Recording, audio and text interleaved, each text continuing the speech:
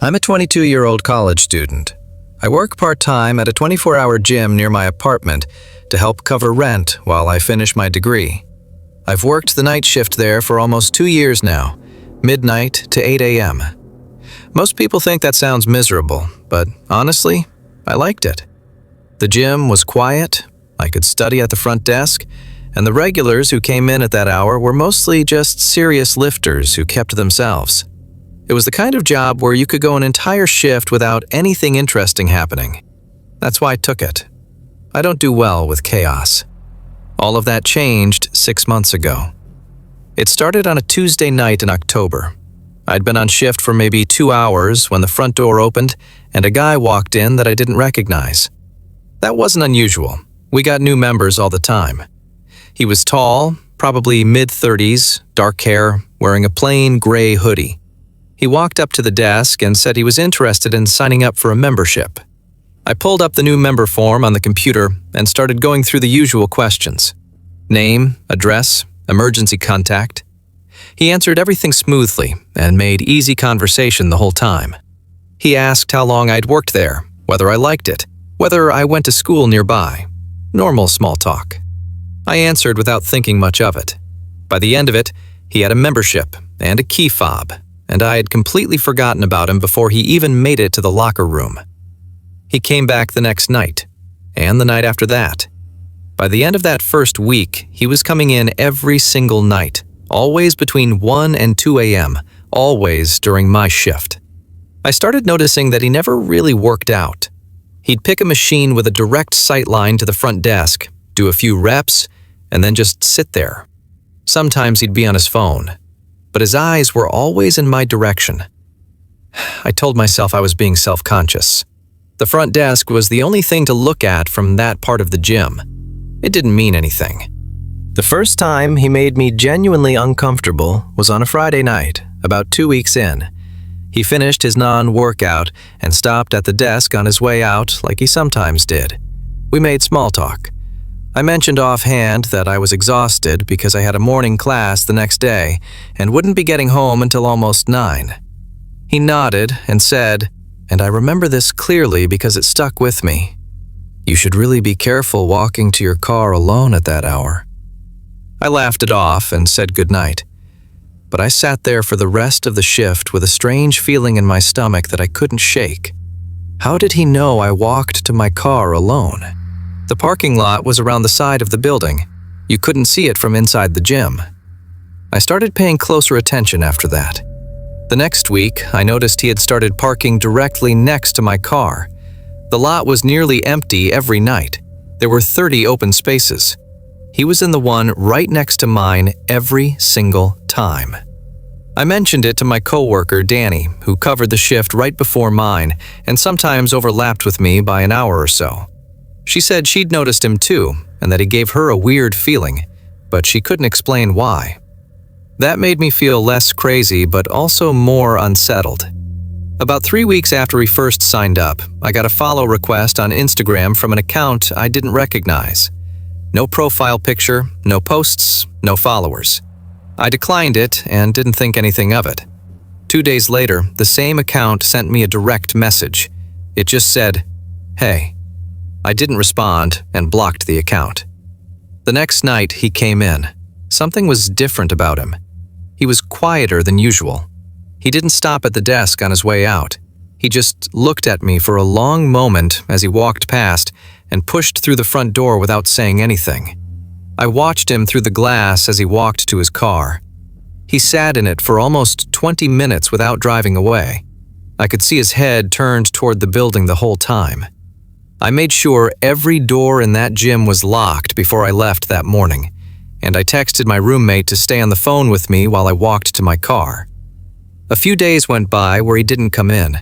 I started to relax a little. I thought maybe he'd lost interest or switched gyms or something. I felt relieved, which, in hindsight, I probably should have recognized as a sign of how uncomfortable he had actually been making me feel. Then I came home from my shift one morning and found something on the windshield of my car. It was tucked under the wiper blade. A folded piece of notebook paper. I stood in the parking lot of my apartment complex at 8:30 in the morning, staring at it for a second before I unfolded it. It said, "I've been trying to reach you. You should check your messages." No name, no number, nothing else. My hands went cold. I looked around the parking lot. It was completely empty. Quiet morning, cars, dumpsters, nothing. Whoever had left it was already gone. I went upstairs, locked my door, and sat on my couch trying to process what had just happened. He knew where I lived. He had been to my apartment complex. He had touched my car. I called the non-emergency police line and explained the situation. The officer I spoke to was polite but honest with me. Without a name or direct threat, there wasn't much they could do at that point. He told me to keep a record of everything, save any messages, and call back if anything escalated. I already felt like it had escalated, but I understood what he meant. I needed something more concrete. I went into the gym the next day before my shift and talked to my manager, Chris. I told him everything: the parking spot, the staring, the fake Instagram account, the note on my car. Chris pulled up the membership file. The name the guy had given when he signed up came back to a real person, but when Chris ran a quick check, the address on file was a vacant lot. He had given us a fake address. Chris flagged the account and said he would review the security footage from the past few weeks. When he called me later that afternoon, his voice was different, quieter. He told me he had gone back through the camera recordings from the parking lot. In the footage from the morning I found the note, you could clearly see a man walk up to my car, place something under the wiper blade, and walk away. And in the footage from 3 other mornings that same week, the same man was in the parking lot, just standing near the entrance, watching the front door. He had been there on mornings I wasn't even scheduled to work. Chris filed a police report with the footage and banned him from the gym immediately. The membership was terminated and his key fob was deactivated. I changed my shift to days for a while, and I started parking in a different lot 2 streets over and walking a longer route to avoid any pattern he might have picked up on. For about 2 weeks, nothing happened. No new Instagram requests, no notes, no sign of him at the gym or anywhere else. I started to breathe again. My roommate thought it was over. Part of me wanted to believe that too. Then one night, I was walking back from a late study session at the library on campus, probably around 11 p.m. I had my headphones in and I was taking the path I always took back to my apartment, the one that cuts through the small parking area behind the science building and then runs along the edge of campus before hitting the main road. I'd walked it 100 times. I was about halfway through the path when I got that feeling, the specific one. The one that doesn't come from anything you can see or hear, just something at the back of your brain that fires and tells you something is wrong. I took one headphone out and slowed down slightly without stopping. I didn't look behind me right away. I just listened.